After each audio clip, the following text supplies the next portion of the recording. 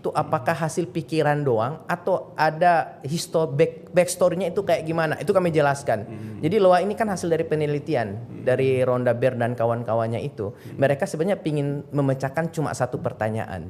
Kenapa sih ada orang-orang bisa sampai ke level wealth?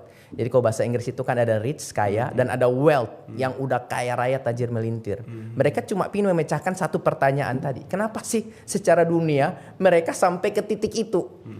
Cuman itu aja. Akhirnya mereka lakukan dua pendekatan. Yang namanya itu primary research dan secondary research. Primary research itu kayak skripsi lah.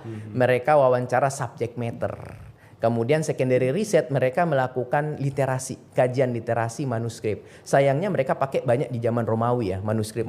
Kenapa sih orang-orang kaya itu kayak gimana sih habit mereka, cara berpikir mereka? Mereka nggak ikutkan Al-Quran saat mereka kajian manuskrip itu. Kalau mereka ikutkan Al-Quran, wah saya yakin banget nih itu ya. Udah jadi Quranic law of attraction.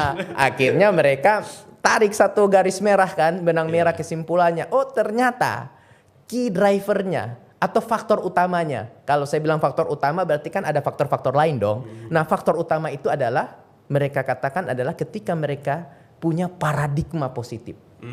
Pikiran positif, perasaan positif. Mereka yakin berpikir yang baik-baik, maka kebaikan itu akan datang. Dan dalam Al-Quran kan banyak banget ya. Ya kebaikan yang engkau lakukan ya kebaikan itu akan datang ke dalam dirimu. Kezaliman yang engkau lakukan ya bahkan kita dimintakan fastabiqul khairat. Berlomba-lomba dalam kebaikan. Sekecil zarah pun itu diperhitungkan kebaikan kita dan kezaliman kita. Seperti itu. Nah akhirnya jadilah kesimpulan itu mereka sebut sebagai hukum ketertarikan atau law of attraction based on dari riset tadi ya. Dan ketika mereka riset